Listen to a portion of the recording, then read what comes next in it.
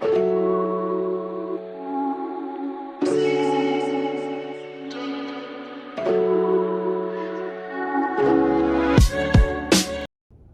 to the Great Card Quest. Another episode. We're going to be covering cards 375 to 424. Not all of them. Don't be scared. I'm Ridley Master Antonio. Great Card Quest. Gotta pump the logo. It is. I'm the host, and we are graciously able to have George Grenchick back, our resident expert at the time. He has more wisdom than I do when it comes to these players. I was a little young at that time, so he's filling in the gaps. We have him on from time to time. He does a great job, so thanks for being here. You're welcome. All right, we're filming again. Since the last one went so well, we're filming at Briar Ridge Country Club here in Cherville, Dyer, Indiana, depending on which part of the state you're on. And we're in the men's lounge, so if you hear a commotion, I doubt it. Nobody ever comes in. Lounge is where you sit around, as opposed to like bathrooms. Sometimes they call, the men's lounge. That's correct. We're in the men's lounge. We're near a bathroom, but that's this correct. Is not. So this is why I have them on these things. So, and if you missed it last time, his name's George Grenchick. I call him Mr. G. He was actually taught me from 6th to 8th grade, and we play a ton of trivia together. And he loves baseball, and he's a Pirates fan, as will emerge as we go through this. I'm a Cubs Sox guy, born and raised here in Chicago. So I'm building if this is your first time watching, I'm building the 1971 Topps baseball black border set, PSA 7 and above. So it's been an undertaking. It's been about 6 years. I've been doing this. We're coming down to the end. I'm about 100 left, but I'm going to go through the show at this time. I'm probably down to about 50 at this point. We will have one encapsulating show. When I get the last card, we'll have a big deal.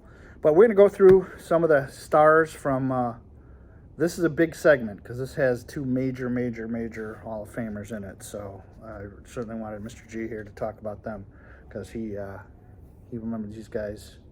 I won't say back to World War II, but close. I'm the first of the baby boomers. There you go. All right. So the first one, I don't have the card with me, but I have to mention him. Card number 378, Tito Fuentes, just because he has the name Tito. And you'll find that I will throw out cool names along the way. I wish that I was doing the set where the Expos had Razor Shines was the outfielder for the Expos, if you remember. Razor Shines, one of the best names ever in sports history. It was good picking Tito Fuentes because now his vodka has become very famous. That's true. I don't know if you're affiliated with Tito, mark that down. And that's made here in Chicago. It is. Right? We're based in Chicago, born and raised here my whole life. Even though Tito never played for the Cubs or Sox. He didn't, but he just still in love the name Tito. Anybody with Tito, I'm in. So we're going to dive right in here. So the first one is a biggie. Big one. Now this isn't later when he was a manager, but it is card number 380, Mr. Ted Williams. What more, can I say? What more leads into this intro? So let's go through some facts and we'll get your impressions. And what I do is I'll give you the count so you kind of know the rarity of things. And there was 339 sevens out there floating. There's 227 eights, only 13 nines. So if you got one of those nines, you're in good shape. And then no 10s, not a perfect 10. Because remember, in this set, I say this every time. They're like, oh, he's going to say it again. There's only about 250 some 10s in existence for PSA. Now, there's other grading systems, BGS, all that stuff. But in the PSA world, there's only 250. So rare. All right, so Mr. Ted Williams. I'll go through the background and I'll let you talk about him because he is an amazing. He's known as the Kid in Boston newspapers. He was one of the greatest, even in the minor leagues. They named him the Kid. He was phenomenal. He was with the Minneapolis Millers of the American Association. He hit 366, 43 homers, and 142 RBIs in the minor leagues. So they call him the Kid. He all over. He made it, and he carried that right into his first season. 327. 31 homers, 145 RBIs as a rookie. Incredible. He led the AL an on-base percentage 12 of 19 years. He studied every pitcher. I don't know if you read about him, but he studied every pitcher. He knew their out pitch. He would identify what their out pitch is and learn how to hit it. huh? No, he was phenomenal hitter. The swing, one of the Yeah. picture perfect swings. Amazing. His big year was 1941. He was the first to bat over 400, batting 406. The first since Hornsby in 24. Right. Was he the Pirate? No, that was Rogers Wagner. Hornsby was the Cubs. Oh, Honus Wagner he was the a Cub. Pirates. And, Honus Wagner, that's right. He's the last Williams to hit 400 till now. I mean, not that somebody's going to hit it this year, but no. That's going to be a tough one to break. yeah, it will. The way the game's played nowadays, it's home run or strikeout too much, and Right. the averages suffer from that. No doubt. And he did not enlist in 1942 like a lot of other baseball players did, and he caught some abuse for that from the media. But the bright side is he hit 356, 36 homers, and 137 RBIs that year. But then he subsequently did join the Navy He as did. an aviator. Yeah, he was in the. But Matter of fact, if he wasn't, he probably would. He didn't have 3,000 hits, but most likely would have had he not right, years in the military. Right, yeah. right. But then the year he came back, Oh, he did all right. You when think he he'd got have a back. lag, Yeah, right? yeah, You think he'd be yeah. rusty? Yeah. No. 342, 38 homers, 123 RBIs. So Ted was just, I wish I could have watched him play. That was way before my time. I did. Only I never saw him live, but I saw his last game because it was against the Sox in Old Comiskey Park, and he did hit, like the kids say now, a dinger. In his last game, he hit a home run against the White Sox. And I don't remember the year, late 50s maybe, or maybe early 60s, his playing career was over. But I do remember seeing that, watching that game. And the other nickname, besides the kid, was the Splendid Splinter. Yeah, he had a slim build and a nice buggy whip swing. He was Splendid quite the Splinter. And he had a lifetime 344 batting average, and he had 521 homers. So he had a surprising amount of power for hitting as well. He was good. And he managed the Senators, that's what the card is, from 69 to 72, but not so great on the managing end. But no, he was not a good manager, and depending on who you talk to, he was not necessarily the most pleasant human being known to. No, but everyone has their faults. Exactly. But Ted was, he's one of he's not, and believe it or not, because he was a manager, not playing, but his card's still pretty highly valued, but not like it should be compared to some of the Aarons and Roses and things like that. But he's definitely worth talking about. My brother-in-law Rich is idolizes him. Him and Louis Aparicio are his two favorite players ever, and he tells me all the stories about Mr. Ted Williams. Next is number 384 from the Oakland A's, Raleigh Fingers. Raleigh. Good old Raleigh. I don't have a lot on Raleigh, to be honest with you. Well, he had the best mustache in the history of baseball. That's pretty much maybe you go back to the 2 centuries ago, they might have had some, but he had a most unique handlebar mustache. He did. That's what I remember about. He was a great relief pitcher. He was instrumental in those winning the A's 172 to 74. He was instrumental in that. He's just great. And scarcity.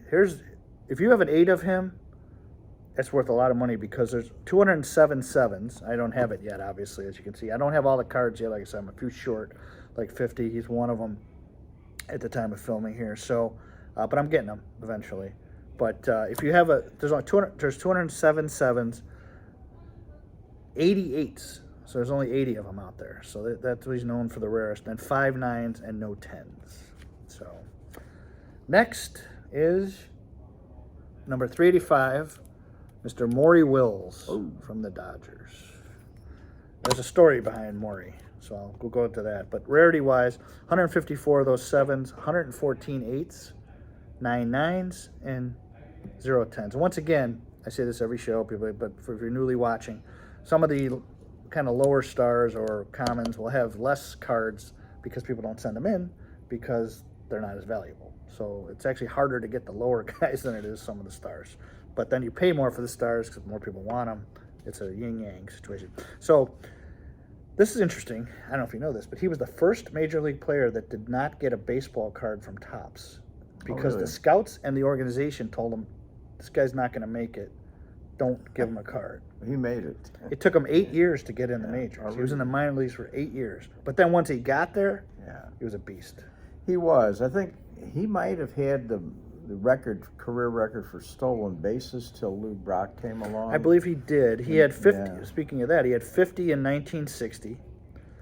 1962, he stole 104 bases and won the NFL MVP. 2 Gold Gloves, 7 All-Star games, and 4 World Series with the Dodgers. Yeah, I'm pretty sure he won 3 of them. Yeah, 59, the first 63. ever do 100 stolen bases. Yeah, yeah. So he took him 8 years to get there, and he didn't get a card, but when he got the card, he got Aurelio the card. has it right there. Yeah, this is really the only one. This is one of 154. So, all right, next. Here we go. Got a pirate for you. Number 388, Mr. Al Oliver. He was a first baseman, outfielder. I'll do the stats and let you fill in your memories. Rarity-wise, there was 145 sevens, 171 eights, 9 nines, and 110. No sales that I could find through vintage card prices. Yeah, and if you have it, that 10, hang on to it. It's worth some bucks. He's a 7-time All-Star, 3 consecutive Silver Slugger awards. I didn't realize he hit like that. 18 seasons with 7 different teams, but notably with the Pirates. Yeah, he was on the World Series team. 5 division champions with the Pirates. And he had a career 303 average. Yeah, he was just a big hitter. 219 home runs, 1,326 RBIs. How many hits? And 2,743 hits. So he was closing in on 3,000. Closing on 3,000. So what's your memories of Al? He's just a big hitter, just a thumper. He was really, really a good player. And it was the days when the Pirates were called the Hitmen. They had a ton of good hitters, and he being one of the best of them. So you had Stargell playing then, and you had Clemente playing then, and Al Oliver, and they were just... Sounds good. I remember. To be reckoned with throughout the 70s. Yeah, he crushed the Cubs too. Him and Rennie Stennett used to go off. Rennie Stennett had. I watched Rennie Stennett get 7 hits. He went 7 for 7. Yeah, I wasn't at the game. I watched that game on TV. Yeah, I was on TV too. He was a second baseman. He had 7 for 7. He went that day. Yeah. He could not. I think they could have thrown it. And that was not. They could have thrown him a BB, like a little BB. He would have hit it. It was not an extra inning game either. No, you don't get 7 hits. It was just. I think. Can't remember the score, but it was in the 20s. Yeah, they crushed them. Not for the Cubs. The Cubs had fewer than 20. I literally watched that game on TV. It was brutal to watch. Maybe fewer than 2. They were not a lot of. No, they weren't good then. Speaking of Cubs, here it comes. Our next one is number 390, Glenn Beckert. One of my favorite players growing up. I remember him as a kid. He was in that infield with Banks and Kessinger, shortstop, and Santo at third. But Mr. Beckert, second baseman, just solid. To give you some numbers, there's not a lot of these either. Low pop, they call that population of cards. Only 74 sevens, so that was fun getting that one. 97 eights, 2 nines, and no 10s. So Mr. Beckert, he took over Ken Hubbs. Do you remember Ken Hubbs? Kenny Hubbs. Didn't he die? He died in a plane crash. And Beckert took over, and there was no looking back. So it's kind of like a more serious Wally Pipp. It wasn't a headache. Wally, because Lou Gehrig took over when Wally Pipp had a headache. Yeah. This was a little more serious. Yeah, that's right. I remember Kenny So Hubbs, rest in peace, Mr. Hubbs. Sorry to hear that. He was part of the great infield, as we said, for the Cubs that never won anything.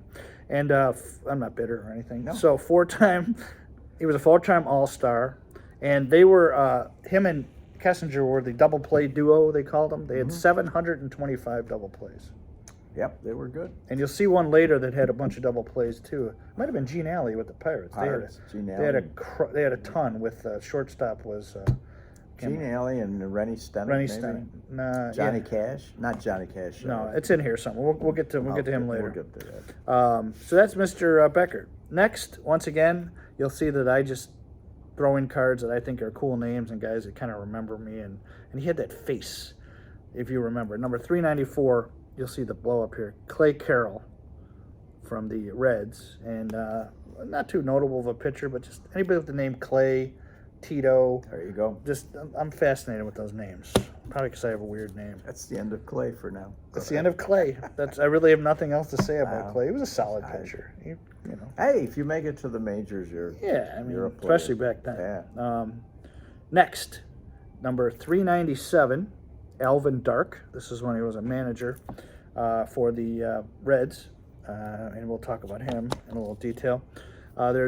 He's hard. He's a little rare too. 102 sevens, 107 eights. Say that again. So 102 sevens, 107 eights, 6 nines, and a 10. It's incredibly hard to build a 9 set. I'm detecting from doing this. It would cost. Yeah. I can't even imagine what it would cost to get a 9 set. All right. So Alvin, he was drafted by the Philadelphia Eagles. Oh, Little known fact. In the 3rd round of the 1945 draft. He went baseball instead. So he did a John Elway. Opposite. John Elway went football. He could have been baseball. Yeah. 14 years in the majors. Braves, Giants, Cardinals, Cubs, Phillies, Braves. He became a manager. He's one of the few that's won a pennant in both leagues. Okay. He may be one of the only ones that's done that. And he had 3 titles with Oakland from 1970, the 72-73 run for Oakland. He won them. He was the manager. Well, I remember him from my youth as the shortstop for the Giants. Okay. And I know he had a lot of success managing too. Yeah, 3 World Series. But going back to the thing, you said he was drafted by the Eagles. The Eagles? 1945. If you go back farther in time, all professional athletes today probably could have been a star in whatever sport they specialized in. And if you go back far enough, a lot of times they did play a couple games. Because I remember guys like Gene Conley, who was a pitcher for the Philadelphia Phillies, but also a forward for the Boston Celtics. Okay. If you're a Sox fan, you remember Dave DeBusschere, but he also played for the Detroit Pistons.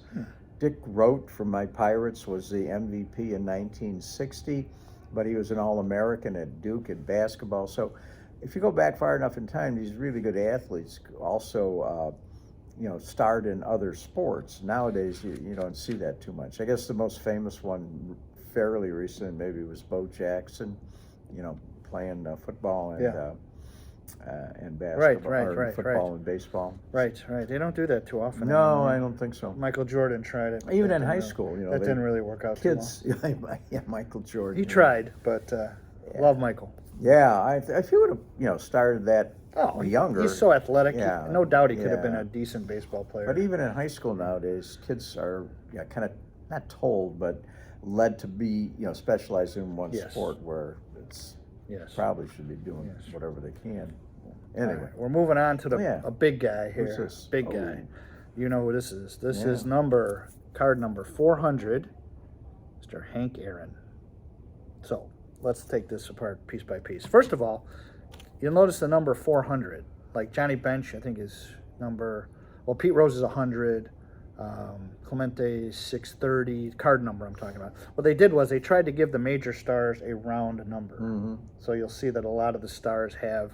If the first time you're watching, I've said this in the past, but a lot of stars have just round numbers. So he's 400. I think Bench is 250. So they try to put the stars on the uneven numbers. Little tidbit for you there.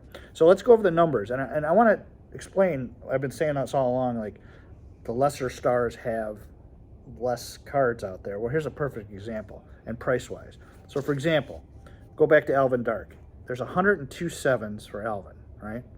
And I paid even though there's 102 only, I paid like $35 for Alvin or something like that. Aaron, there's 859 sevens. Yep. There's 1,061 eights, 39 nines, and there's actually 4 tens. So, and Aaron goes right now for about $400. So, even though there's 859 of them, as opposed to 102 of Alvin, demand drives up the price. Alvin's $35 and Aaron's $400, 10 times, 11 times the amount. So just to put it in perspective for me. Now, I bet you're wondering what the 10 sold for. I was wondering. Were you? All right. So on 12/13/2020, a 10 sold for $60,000. Oh. Yeah. So if you have any of those 4, you're doing well. Now, to show you the escalation, the last one before that sold was in 2015. It sold for $10,870.20. So from 15 to 20, it went up basically 6 times, which kind of followed the way the trend is now for cards, or it's going through the roof. So a little perspective there. I thought that'd be interesting. Now, to Hank as a player, we all know Hank. Obviously, broke the record, Babe Ruth, all that. But he was with the semi-pro Mobile Black Bears. Then he went to the Indianapolis Clowns of the Negro American League. How could you have that name? That would not happen today in this world. So. Terrible. So he hit 366, 5 home runs and 33 RBIs in 26 games with the Clowns. Got noticed. The Giants and the Braves both wanted him. The Braves offered him $50 more, and they got him. So the Giants cost themselves 700 and whatever home runs. It would have been a nice outfield with him and Mays together. You think? Yeah, it would have been. Yeah, so for $50. Oh, man. That's a little known fact. That's pretty cool. He stayed in the Braves organization with the Jacksonville Braves. He started 20 home runs there. 30 or more, 15 home run season. 15 seasons of 30 or more home runs, that's a lot. He averaged 36 homers each year from 54 to 73. Right. Extremely consistent. Yeah, 4/8/1970, April 8th, not almost, when we're filming this in April. He broke the home run record, 755 career home runs. Joined the Braves organization after that. Was the National Baseball Hall of Fame in 1982. And in 2002, George W., president, gave him, Bush, for those of you scoring at home, gave him the Presidential Medal of Freedom. So that was kind of cool. It was. He was... what was your thoughts of I watched him later in his career. Quiet, soft-spoken guy. Yeah. I always was amazed by him and Ernie Banks because it didn't look like they swung very hard, but the balls always could make the wall. And everybody said it was their wrists. Their power was from the snap of the wrists and just moving that bat so fast through the zone. And he was just tremendously consistent, for his productive years, which were long. And even though his home run record is gone, he still has the most RBIs in Major League history. There you go. That's why I pay him the big bucks. Yeah, I'm getting all the big brunch. But anyway, he was, again, a soft-spoken guy. Unlike some of our stars today, let everybody know who they are. You almost had a fine Hank. But if you were playing against him, you knew exactly who he was and where he was. Right. He was a tremendous ball player, and just like I said, a quiet, soft-spoken kind of guy. That's awesome. Yeah, I can't remember whether I was watching that game live or I saw the replay of the two men chasing him around the field. Yeah. But I can't remember. Was it a weekend? Well, it was August. No, I think it was April 8th. Was it a weeknight? It was the second or third or fourth game of the year. I know because everybody was ready. Everybody was ready. I may have been. I can't remember whether I watched it live or. Yeah, I don't know. I don't remember either. I don't remember. Everybody's seen that replay. Yeah, with the two guys running around. I don't think that would happen this. No. Security they'd be would tackled on the way. But so that's a tribute to Hank. What a player. Just a great human being from what I read too. All right. Next, speaking of Mr. Alvin Dark, here's one of his players. 407, Joe Rudy. I always liked Joe Rudy. He was a tough, not to be mixed up with the football player Rudy from Notre Dame. Yeah. Totally different scenario. Only 91 sevens, so that was a little challenging getting that card, I'm not going to lie. 111 eights, yet I have a 7. 11 nines, 110, and not quite the money that Hank got, but 525 2008, his 10 sold for $1,999. So there you go. 10s of any one are good. The lowest 10 I've seen is like some poor guy had his sold for like $550. Yeah, it's not good. Sad. Yeah, most of them are around at least $1,000. So Joe Rudy, 16 years with 3 different teams. He was an Oakland A's star. He was great. 272, 540 RBIs with the A's alone. The A's were the first team since the 1949 to 53 Yankees to win 3 in a row. 72 to 74, and Rudy was on those teams. Right, he was one of the stars. Yeah, they had Bill North. He was another good player too. They had Bert Campaneris. We did him in a previous show. Yeah. I had both of those guys. And their owner was probably the most interesting character of all, Charlie Finley. Right. Dave Duncan. Matter of fact, from not far down the street. He was from LaPorte, Indiana. Was he really? Yeah. He had a farm, and I remember driving down, I don't know if it was US 30 or when I was a kid because there was his farm. He had a big barn, and there was that A that the athletics that script A of theirs. Yeah. Oh, that's cool. Yeah, Charlie. That's cool. Next, he's a Cub. I'm from Chicago. Root for the Cubs and Sox. I love it. Mr. G, of course, is a Pittsburgh Pirates fan, which is nothing wrong with that, except you live in Chicago. But that's okay. 1971, card number 410, Ken Holtzman. Yeah. If you watch the show number 5, Mr. G laid out why he's a Pirates fan. He did that whole series. So if you're curious and you become in the Mr. G fan club, because he's starting his own fan club now, and we'll be able to. I'll have cards of myself. Yes, he will eventually. So we're working on that. So we'll keep you all apprised on that. But if you want to know the history, go back, watch show number 5. And it gets more hits and likes on show number 5. So we've got to do that, right? We've got to find every angle. Yes. For the 37 of you that are out there. This could pick it up to the mid-30s. Maybe. Yeah. I'm hoping to top 50 someday. Wow. No, I'm Shoot kidding. high. I Shoot joke. high, We really. get a little better than that, but it's fun. This is a hobby of mine. It's a passion. I started this set about 6 years ago. It's taken me 6 years to get to this almost 700 level. And I built a raw set before that, which raw means they're basically cards without grading, so they look like this is considered a raw card if you're scoring at home. So I built that set. That took me about 5 years to get that. And then my stars, I had really good cards, but the stars in my raw set were kind of beat up because they were the ones I had from when I was a kid, and we didn't save them and.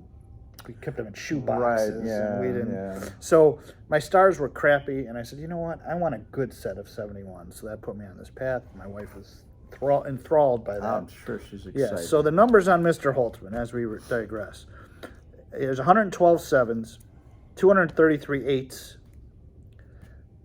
Once again, I don't know why I don't go for the eights, but for some reason they're really way more expensive and harder to find than the sevens because everyone's trying to build 8 sets. They just hang on to them. 19 nines, and what a shocker, no 10s. So, Mr. Holtzman, he was supposed to be the next Sandy Koufax. Right, the next great Jewish left-hander. Yep, Sandy Koufax, but he was a good pitcher, but never got to that Not quite level. Koufax level. No, but he was mostly a Cub and an A. No. He started in the bullpen in 1965 for the Cubs, and then he moved to the rotation. He pitched 2 no-hitters, not 1, but 2. I watched one of those. I remember that. I watched the 71 one. But he did one August 8th of 1969, and you know what's infamous about that? What, 69? That's won the World Series. No, about his no-hitter specifically. It's a perfect game. No, he had no strikeouts. Oh, really? Yes. I didn't know. Maybe I knew it, but He had I no don't strikeouts remember. and threw a no-hitter. That's Wow. unbelievable. So, and then the next one he threw was on June 3rd, 1971, and you know what's significant? It was at Riverfront Stadium. Oh. I remember watching. I actually watched that game. Do you remember? I was 17 then, so I was 17, 16. Do you remember the significance of that? No. First ever no-hitter thrown at Riverfront Stadium. Oh, that's right. Yeah, because the Pirates had Three Rivers Stadium. Right. They were the same big Yeah, it was that round, things, white, ugly artificial looking turf. Yep, that lost favor quickly, although not quick enough. Those were ugly stadiums. I was actually in Three Rivers. Little story about Riverfront. You were probably, I don't know, 71 or 2. Yeah. The principal of our school and I were going to a teacher education conference in Cincinnati the year that the Riverfront Stadium opened, and we came there about 2 o'clock in the morning, driving down from Chicago, decided we'd try to go see the new stadium, literally walked into the stadium, kept going, we were waiting for some security. Finally, we got a security guard who said, kind of, what are you doing here at this time? Told him we're from Chicago, we'd love to see the new stadium. He took us out into center field. Well, that's awesome. At about 1 or 2 in the morning. They had a few security lights on, so we're down at this brand new stadium looking around. That's awesome. It was kind of cool, yeah. That's awesome. Yeah. Those stadiums were ugly, and They were. and they were just. But I used to. My favorite announcer was the Saturday baseball. You know, I'm going to say Joe Garagiola. Oh, George. Oh, yeah. He had a yeah, great yeah, voice. Yeah. I used to watch Saturday baseball. Game of the Yeah, week, was it? Yeah. It was I the think game of that's the what week, it was right? called, yeah. Who was his partner? It was Garagiola. Was it not Bob Uecker? Was it not? No, he came later, I think. I can't remember who his partner was. Joe Somebody Garagiola, famous. yeah. I love Joe Garagiola. So famous we can't remember who he Yeah, I was. I'm little. I don't know what your excuse is. But I was a little kid.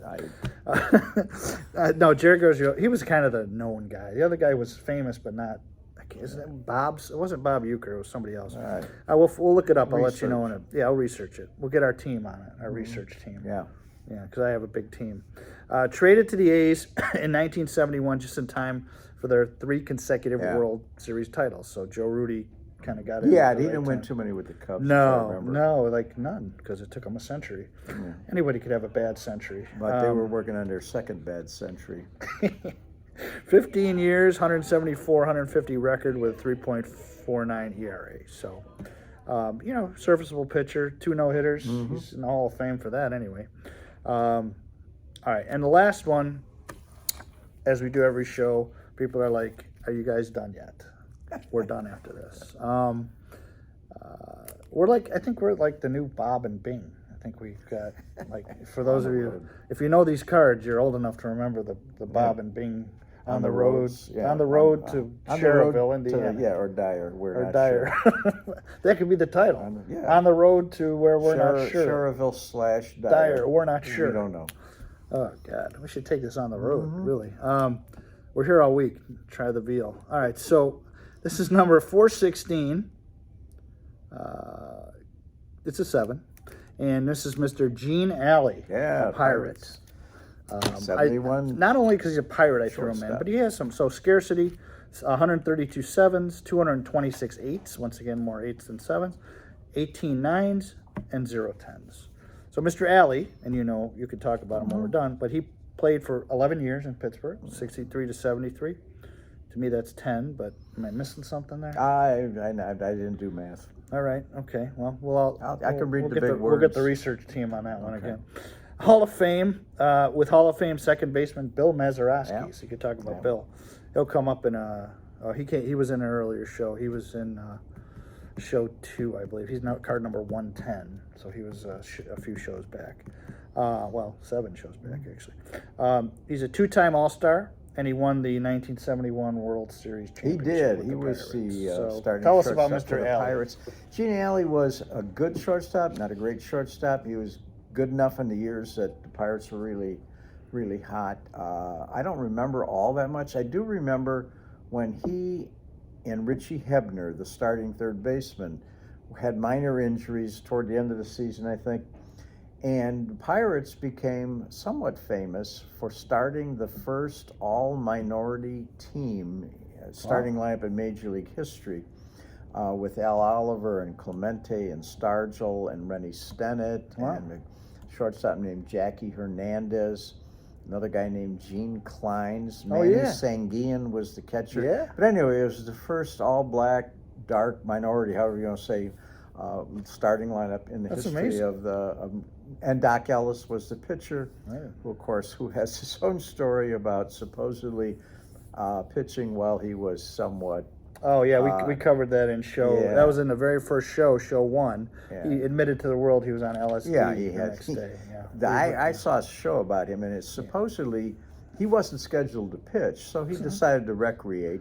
Right. And something happened to the starter. I don't know, whatever it is, and Doc, you're going to pitch, and he goes, "Cool," or something. Nice. Words to that effect. Nice. But, and did you know that Gene Alley and Mazeroski in 1966 had a record 161 double plays? Yeah, they were. So they were the like Kessinger Beckert combo. Right. They were that typical. Yeah, and Mazeroski made the Hall of Fame largely on his defensive skills. He was a pretty good hitter, but he didn't have the numbers to make the Hall of Fame. But if you add, all his fielding prowess and turning double plays and quickest hands, supposedly for second. Yeah, some of those Tinker's Ever's Chance was another big play. Oh yeah, that's largely because of the poem that somebody. Is wrote, it really? Tinker's Ever's Chance. Yeah, there's an old poem. How about who else was some kind like Bucky Dent? Who was his second baseman at the time? I don't know about for the Bucky. Yankees. There was a couple other prolific double play Bobby combination. Richardson? No, that was before. Bobby Yeah, Richardson and Tony Kubek,